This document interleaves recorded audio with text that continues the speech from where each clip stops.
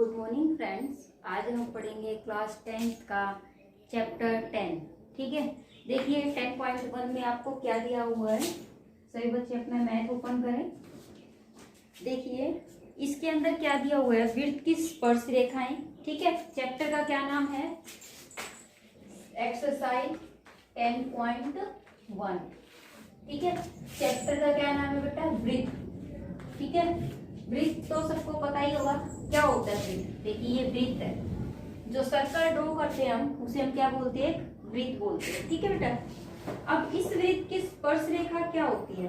देखिए इस वृत्त की स्पर्श रेखा क्या होती है, जो स्पर्श रेखा उसे बोलते हैं कि कोई भी वृत्त को कोई भी अगर लाइन टच करके जाती है। ठीक है, वृत्त को अगर कोई भी लाइन टच करके जाती है, जैसे कि ये टच करके गई, ठीक है, या फिर आप ये लाइन ले लो, ये भी टच करके गई, ठीक है, या फिर आप ये लाइन ले लो, ये भी आपकी टच करके गई। ठीक है, कोई भी लाइन वृत्त को जब टच करती है वो क्या कहलाती है, स्पर्श रेखा कहलाती है। ठीक है, बात समझ आई कि कोई भी लाइन कोई भी रेखा अगर आपके वृत्त को टच करके जाती है, वृत्त को अगर छू कर जाती है, उसे हम क्या बोलते हैं, स्पर्श रेखा बोलते हैं। ठीक है, ये होती है हमारी स्पर्श रेखा।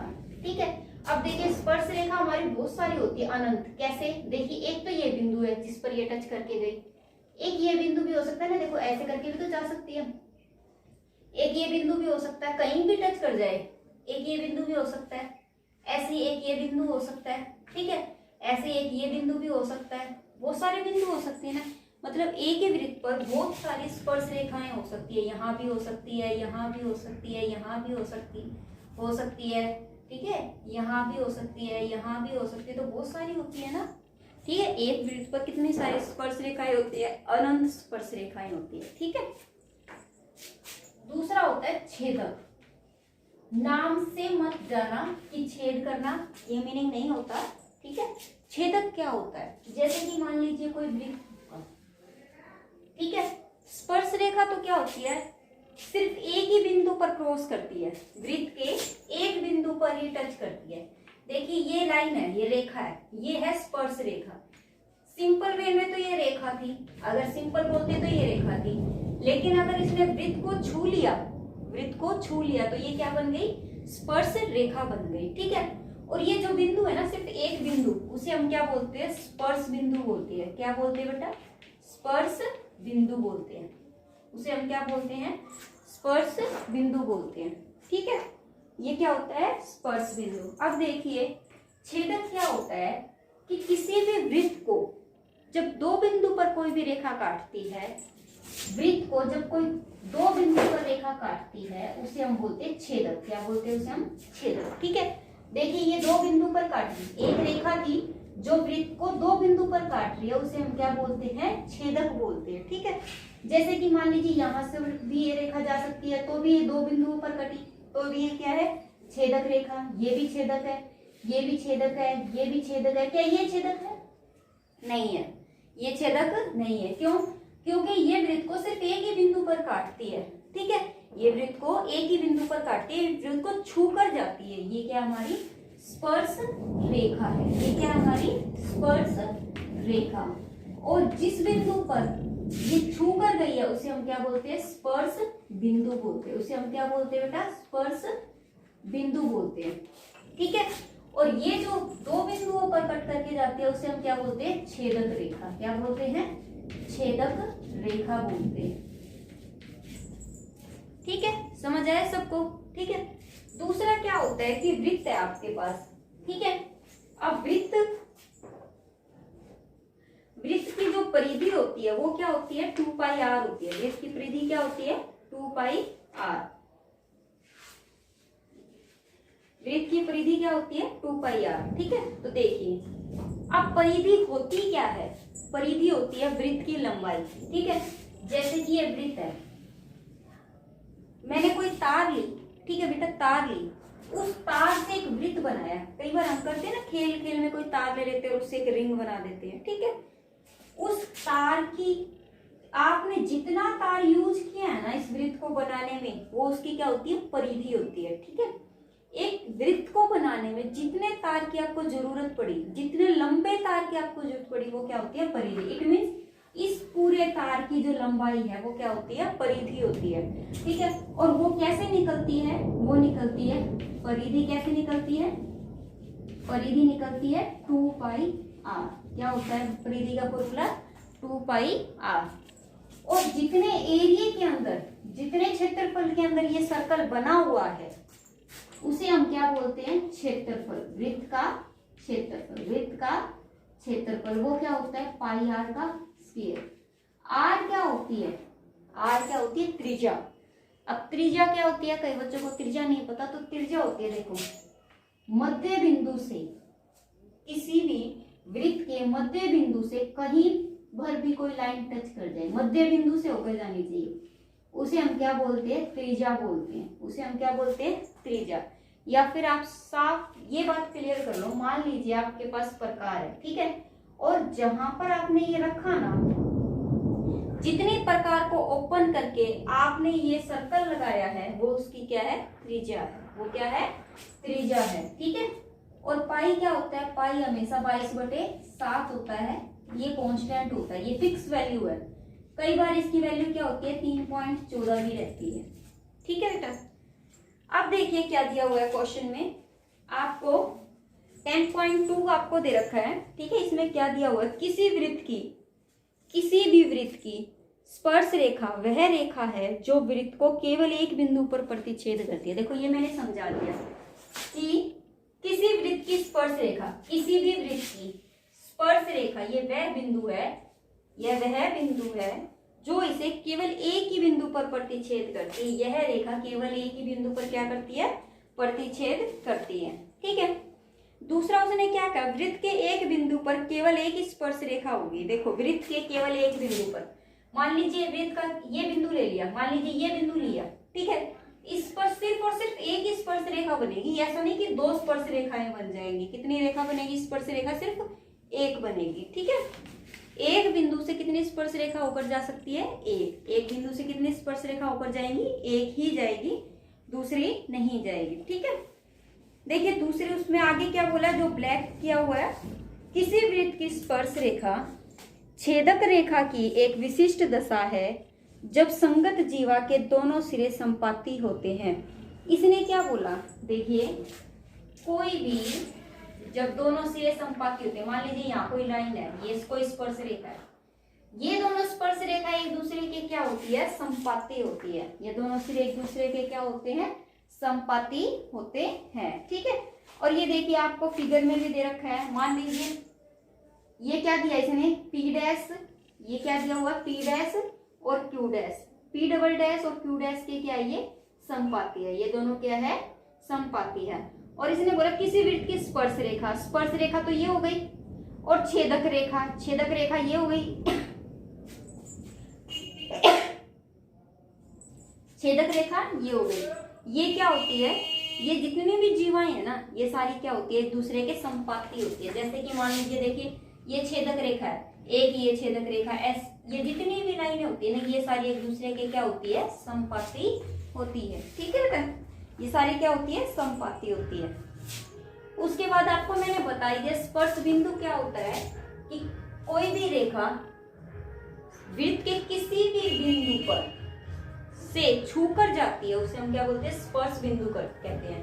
भाई यहाँ से छूकर गई ना, यहाँ से, तो ये क्या है? स्पर्श बिंदु है। ये क्या है? इसका स्पर्श बिंदु है। ये इसका क्या है? स्पर्श बिंदु। और स्पर्श रेखा आपकी ये है। ठीक है, उसके बाद आपको क्या दिया हुआ है 10.1 प्रेमे में, वृत्त के किसी बिंदु पर स्पर्श रेखा स्पर्श बिंदु से जाने वाली त्रिज्या पर लंब होती है। देखिए वृत्त के किसी बिंदु पर, वृत्त हो गया, वृत्त के किसी भी बिंदु पर, मान लीजिए यहां से कोई लाइन जा रही है, वृत्त के किसी बिंदु पर स्पर्श रेखा, मान लीजिए स्पर्श रेखा गई, बिंदु से जाने वाली त्रिज्या, त्रिज्या कौन सी होती है? इसी बिंदु से जाने वाली त्रिज्या। मैंने बताया था त्रिज्या ये भी होती है, ये भी होती है, ये भी होती है, सारी, लेकिन इसी बिंदु से जाने वाली त्रिज्या पर लंब होती है, मतलब इस पर लंब होती है। ये लंब है, ये होती है, क्या होती है? लंब होती है। ये तो लंबी हो गया, देखो देखने में भी लग रहा है ना ये लंब हो गया, ये ना बड़ी कौन बना रहा है, ठीक है। उसके बाद देखिए एक्सरसाइज 10.1 पे देखिए क्या दिया हुआ है आपको, वृत्त की कितनी स्पर्श रेखाएं हो सकती है। मैंने बताया था ना वृत्त की कितनी स्पर्श रेखाएं हो सकती है। देखिए वृत्त की तो बहुत सारी स्पर्श रेखाएं होती है जो हमें भी नहीं पता, ऐसे भी हो सकती है, ऐसे भी हो सकती है, ऐसे भी हो सकती है, ऐसे भी हो सकती है, ऐसे भी हो सकती है, ऐसे भी हो सकती है, ऐसे। तो क्या होती है, आंसर क्या आ जाएगा आपका, अनंत होती है, अनंत होती है, अनंत होती है। ये होगा पहला क्वेश्चन का आंसर, ठीक है। देखिए सेकंड में क्या दिया हुआ है, उसके बाद देखिए क्या दिया हुआ है क्वेश्चन नंबर सेकंड में, रिक्त स्थानों की पूर्ति कीजिए। किसी वृत्त की स्पर्श रेखा उसे डैश बिंदुओं पर प्रतिच्छेद करती है। देखिए किसी वृत्त की स्पर्श रेखा, बेटा ये सेकंड क्वेश्चन है आपका, ये वृत्त है, किसी भी वृत्त की स्पर्श रेखा, ये स्पर्श रेखा है, उसे डैश बिंदुओं पर प्रतिच्छेद करती है। देखिए ये स्पर्श रेखा वृत्त के कितने बिंदुओं पर प्रतिच्छेद करती है, केवल और केवल एक बिंदु पर, ठीक है। देखिए नेक्स्ट सेकंड पार्ट सेकंड का, वृत्त को दो बिंदुओं पर प्रतिच्छेद करने वाली रेखा को डैश कहते हैं। देखिए वृत्त है ये, इसको दो बिंदुओं पर अगर कोई रेखा काटती है उसे हम क्या बोलते हैं, उसे हम क्या बोलते हैं, छेदक रेखा। क्या बोलते हैं उसे, छेदक रेखा बोलते हैं। क्या बोलते हैं, छेदक रेखा बोलते हैं, ठीक है। अगर दो बिंदुओं पर काटेगी तो उसे हम क्या बोलेंगे, छेदक रेखा बोलेंगे, ठीक है।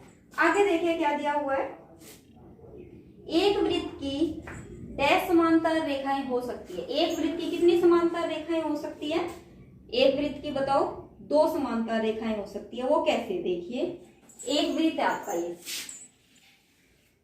ठीक है, इसकी कितनी समांतर स्पर्श रेखा, उसने बोला कितनी समांतर स्पर्श रेखा, एक स्पर्श रेखा ही होगी, एक स्पर्श रेखा ही होगी। तो कितनी समांतर स्पर्श रेखा हुई, समांतर का मतलब आमने सामने वाली बराबर कितनी हुई, सिर्फ दो। कितनी हुई, दो, तो दो लिख दोगे फिलअप्स में। वृत्त तथा उसकी स्पर्श रेखा के उभयनिष्ठ बिंदु को क्या कहते हैं। देखिए ये वृत्त है, वृत्त तथा स्पर्श रेखा के उभयनिष्ठ का मतलब जो दोनों में आए। देखिए ये बिंदु ऐसा है जो वृत्त में भी आ रहा है और स्पर्श रेखा में भी आ रहा है, तो इस बिंदु को मैंने आपको बताया था, इसे हम क्या बोलते हैं, स्पर्श बिंदु। देखिए इसे बिंदु तो बोलते हैं, लेकिन अगर स्पर्श रेखा इससे होकर गई है तो हम इसे क्या बोलेंगे, स्पर्श बिंदु बोलेंगे। क्या बोलेंगे हम इसे, स्पर्श बिंदु बोलेंगे। आगे देखिए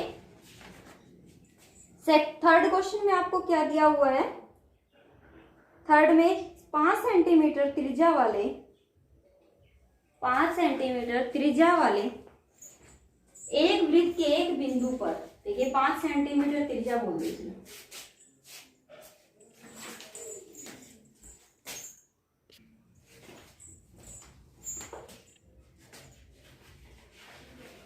देखिए ये आपका है थर्ड क्वेश्चन। ये वृत्त है, 5 सेंटीमीटर इसकी क्या है, त्रिज्या है, ये 5 सेंटीमीटर त्रिज्या। वृत्त के बिंदु P, बिंदु ये है P पर स्पर्श रेखा जा रही है, कोई स्पर्श रेखा जा रही है, P क्या हो जा रही है, ये P क्या हो गया, ठीक है।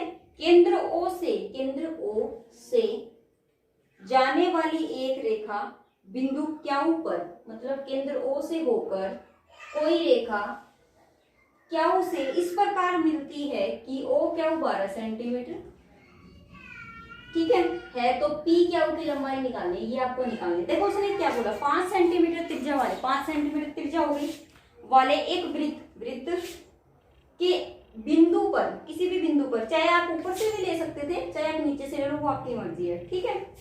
तो O क्यू बिंदु से O क्यू पर इस प्रकार मिलती है कि ये 12 सेंटीमीटर देता है, तो आपको P क्यू की लंबाई निकालनी है, ठीक है। देखिए हमने आपको एक प्रमेय समझाई थी, उसमें आपको क्लियर कर दिया था कि जब त्रिज्या दी हुई होगी और स्पर्श रेखा जब क्रॉस करेगी तो ये क्या बनाएगी, एक समकोण बनाएगा। ये क्या बनाएगा, समकोण। तो आप लिखोगे प्रमेय 10.1 के अनुसार, और मैंने ये भी बताया था ना कि ये वैसे देखने से भी लगता है, देखने से भी लगता है ना, अनुसार कोण P जो है वो कितने डिग्री का बेटा, 90 डिग्री का। कोण P क्या है, 90 डिग्री का। अतः त्रिभुज OPQ एक समकोण त्रिभुज है, एक समकोण त्रिभुज है। ठीक है बेटा, अगर ये समकोण त्रिभुज है तो इसमें हम पाइथागोरस प्रमेय लगा सकते हैं। पाइथागोरस प्रमेय, पाइथागोरस प्रमेय द्वारा, पाइथागोरस प्रमेय द्वारा। पाइथागोरस प्रमेय से क्या होता है, कर्ण का स्क्वायर बराबर है आधार का स्क्वायर प्लस में लंब का स्क्वायर। अब देखिए ये कोण है, कोण के सामने वाला जो होता है वो क्या है, देखिए ये तो आपका 90 डिग्री का है, सॉरी ठीक है, ये क्या है 90 डिग्री का, जिसके ऊपर ये 90 डिग्री का कोण गिरा हुआ है वो क्या आपका आधार, वो क्या है आधार। तो ये तो हो गया आपका P क्या हो गया आधार, और देखने से पता चलता है ये बड़ा है तो ये क्या हो गया आपका कर्ण। कर्ण कितना है 12 का स्क्वायर, और लंब कितना है +5 का स्क्वायर। उसने बोला था ना कि OP एक लंब है, OP उसने बोला था OP क्या एक लंब है, तो OP हमारा क्या हो गया लंब है। तो 12 का स्क्वायर तो क्या होता है बेटा 144, और 5 5 25, देखिए इधर आ गया माइनस का हो गया, और ये हो गया P क्या होगा स्क्वायर। 144 में से ये गया तो देखिए 9, और 3 में से 2 गया 1, और ये आया आपका P क्या। अब ये स्क्वायर है, ये इधर आके रूट में बदल जाएगा, तो P क्या की वैल्यू कितनी आई बेटा √19। ठीक है, देखिए उसमें ऑप्शन में क्या दिया हुआ है, √19 है क्या, सॉरी 119। ठीक है, ये इसमें से बेटा, तो ये क्या है 119 है।